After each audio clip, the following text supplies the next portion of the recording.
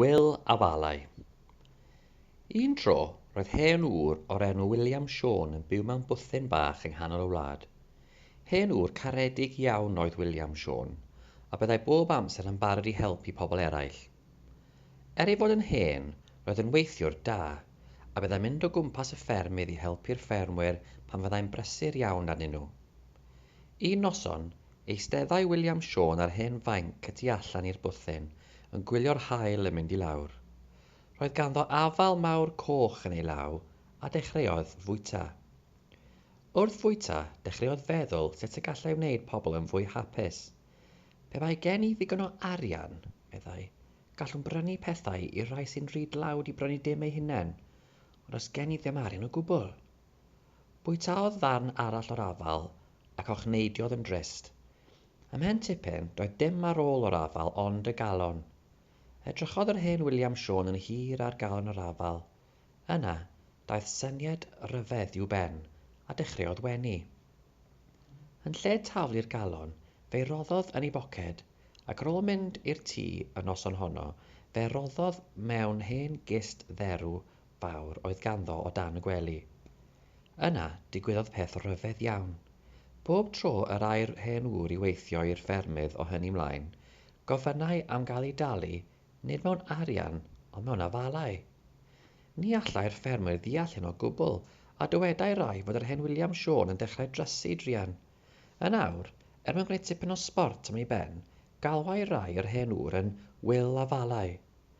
Ond ni rwystrodd hyn William Jones, ar ôl cael besgedaid o falau am weithio, aio nhw adref i'r bwthyn, ac ar ôl ei bwyta, fe daflai'r calonnau i gyd i'r hen gist dderw o dan y gwely. Cyn bo hir, roedd y gist yn llawn. Yna, un diwrnod, gwelwyd yr hen William Jones yn dod allan o'r bwthyn â sach fawr ar ei gefn. Ar ôl cloi'r drws aeth ymaith a ffon drwchus yn ei law. Wedi mynd am rai milltiroedd a arhosodd ar fin y ffordd. Gosododd y sach fawr yn y clawdd a thynnu allan ohoni galon afal. Roedd y sach yn llawn calonnau afalau. Wedyn, defnyddiodd y ffon i dorri twll yn y ddaear, ac ar ôl gael twll digon o faint, roddodd y galon afal i mewn ynddo a thaflu pridd dros y cyfan. Aeth ymlaen wedyn, gan wneud yr un peth yn awr ac yn y man ar hyd y ffordd. Wedi cerdded milltiroedd lawer, roedd y calonnau i gyd wedi eu plannu a'r sach fawr yn wag. Wedyn, aeth William Jones yn ôl tua thre, a gwên hapus ar ei wyneb rychiog. Aeth blynyddoedd heibio a thyfodd coed afalau braf o'r calonnau a blanodd yr hen ŵr. Bob Gwanwyn byddai'r coed yn llawn blodau, a phob hydref byddai afalau cochion mawr ar bob cangen. Am phan ddeuai teithwyr tlawd a chyfoethog ar hyd y ffordd honno, fe ddweden nhw, dyna braf yw gweld coed afalau fel hyn yn tyfu ar fin y ffordd, a dyna flas hyfryd sydd ar y ffrwyth. Pwy blanodd y coed yma tybed? Ac fe wyddai plant yr ardal honno'r ateb i'r cwestiwn, ac fe fydden nhw'n falch o'r cyfle i adrodd yr hanes ryfedd am yr hen Wil Afalau. Dyma gwestiynau am y stori rydych chi newydd glywed. Os bydd angen mwy o amser arnoch chi i ddarganfod yr ateb, efallai bydd angen i chi wasgu pause ar y fideo yma. Cwestiwn rhif 1. Ble roedd yr hen William Jones yn byw? Un tro roedd hen ŵr o'r enw William Jones yn byw mewn bwthyn bach yng nghanol y wlad. Hen ŵr caredig iawn oedd William Jones, a byddai bob amser yn barod i helpu pobl eraill. Felly, ateb y cwestiwn, gallwch ddefnyddio'r geirfa sydd yn y cwestiwn yn barod. Ble roedd yr hen William Jones yn byw? Yr ateb bydd, roedd yr hen William Jones yn byw mewn bwthyn bach yng nghanol y wlad. Cwestiwn 2. Sut hen ŵr oedd William Jones?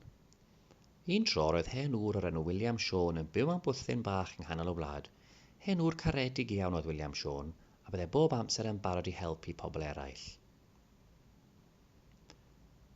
Felly, yr ateb i'r ail gwestiwn bydd,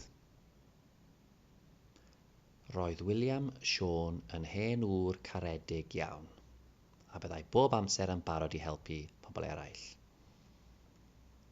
Cwestiwn 3. Am beth roedd William Jones yn meddwl wrth fwyta'r afal? Un noson, eisteddai William Shawn ar hen fainc y tu allan i'r bwthyn, yn gwylio'r haul yn mynd i lawr. Roedd ganddo afal mawr coch yn ei law a dechreuodd fwyta. Wrth fwyta, dechreuodd feddwl sut y gallai wneud pobl yn fwy hapus. Pe bai gen i ddigon o arian, meddai, gallwn brynu pethau i rai sy'n rhy dlawd i brynu ddim eu hunain, ond oes gen i ddim arian o gwbl. Felly'r ateb i'r cwestiwn yma, am beth roedd William Shawn yn meddwl wrth fwyta'r afal? Roedd William Shawn yn meddwl sut y gallai wneud pobl yn fwy hapus wrth fwyta'r afal. Cwestiwn 4. Beth oedd ganddo o dan y gwely? Ym mhen tipyn roedd dim ar ôl o'r afal ond y galon. Edrychodd yr hen William Shawn yn hir ar galon yr afal. Yna, daeth syniad ryfedd i'w ben a dechreuodd wenu. Yn lle taflu'r galon, fe roddodd yn ei boced, ac ar ôl mynd i'r tir noson honno, fe roddodd mewn hen gist dderw fawr oedd ganddo o dan y gwely. Felly'r ateb i'r cwestiwn o beth oedd ganddo o dan y gwely, roedd gan William Shawn hen gist dderw fawr o dan ei wely. Derw yw oak, fath o goeden, felly fath o bren. Mae'r gist, y chest mawr yn wedi cael ei wneud mas o. 5. Pam y galwodd rai pobl yr hen ŵr yn Wil Afalau? Mae'r cwestiwn yma bach yn galetach, dwi ddim cweit mor amlwg i ddechrau, felly gwrandewch yn ofalus. Yna, digwyddodd peth ryfedd iawn. Bob tro y rai'r hen ŵr i weithio i'r ffermydd o hynny ymlaen, gofynnai am gael ei dalu, nid mewn arian, ond mewn afalau. Ni allai'r ffermwr ddeall hyn o gwbl, a dywedai rai fod yr hen William Shawn yn dechrau drysu druan.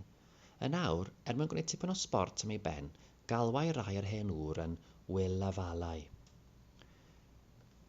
Felly mae'r ateb i'r cwestiwn yma yn y paragraff gyntaf fan hyn, ble mae'n sôn am bod William Shawn eisiau gael ei dalu mewn afalau, felly mae pobl yn dechrau gwneud hwyl ar ei ben a galw yn Wil Afalau. Felly pam yn galwodd rai pobl yr hen ŵr yn Wil Afalau? Gallwch chi ateb drwy ddweud, roedd rai pobl yn galw William Shawn yn Wil Afalau oherwydd bob tro y rai'r hen ŵr, neu bob tro y rai Wil i weithio i'r ffermydd o hynny ymlaen, gofynnai am gael ei dalu, nid mewn arian, ond mewn afalau. A gallwch ddyfynnu o'r testun, a os ydych chi'n neud na, mae'n rhoi lefel 5 i chi, felly mae'n werth dyfynnu o'r testun i ddangos ble chi'n cael yr ateb. Cwestiwn 6. Beth oedd ganddo ar ei gefn pan ddaeth allan o'r bwthyn? Yna, un diwrnod, gwelwyd yr hen William Shawn yn dod allan o'r bwthyn â sach fawr ar ei gefn. Ar ôl cloi'r drws, aeth ymaith a ffon drwchus yn ei law. Wedi mynd am rai milltiroedd, arhosodd ar fin y ffordd. Gosododd y sach fawr yn y claw a thynnu allan ohoni galon afal. Roedd y sach yn llawn calonau afalau. Felly, beth oedd ganddo ar ei gefn pan ddaeth allan o'r bwthyn? Roedd gan William Shawn sach fawr ar ei gefn pan ddaeth allan o'r bwthyn. Rhif 7. Beth oedd yn rhaid iddo wneud i'r drws cyn gadael y bwthyn? Yna, un diwrnod, gwelwyd yr hen William Shawn yn dod allan o'r bwthyn â sach fawr ar ei gefn. Ar ôl cloi'r drws, aeth ymaith a ffon drwchus yn ei law. Roedd rhaid i William Shawn gloi'r drws cyn gadael y bwthyn. 8. Beth oedd ganddo yn ei law? Yna, un diwrnod, gwelwyd yr hen William Shawn yn dod allan o'r bwthyn â sach fawr ar ei gefn. Ar ôl cloi'r drws, aeth ymaith a ffon drwchus yn ei law. Roedd ganddo ffon drwchus yn ei law. Rhif 9. Beth wnaeth yr hen ŵr ar calonnau afal? Wedyn, defnyddiodd y ffon i dorri twll yn y ddaear.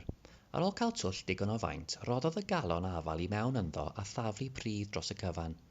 Aeth ymlaen wedyn, gan wneud yr un peth yn awr ac yn y man ar hyd y ffordd. Wedi cerdded milltiroedd lawer, roedd y calonnau i gyd wedi eu plannu a'r sach fawr yn wag. Wedyn aeth William Shawn yn ôl tua thre a gwên hapus ar ei wyneb rychiog.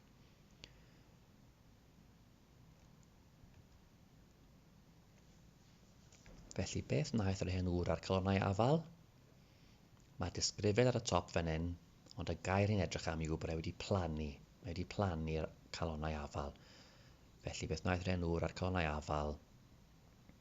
Rhoddodd William Shawn galon afal i mewn i dwll yn y llawr a thaflu pridd dros y cyfan. Fe wnaeth e blannu y calonnau afal.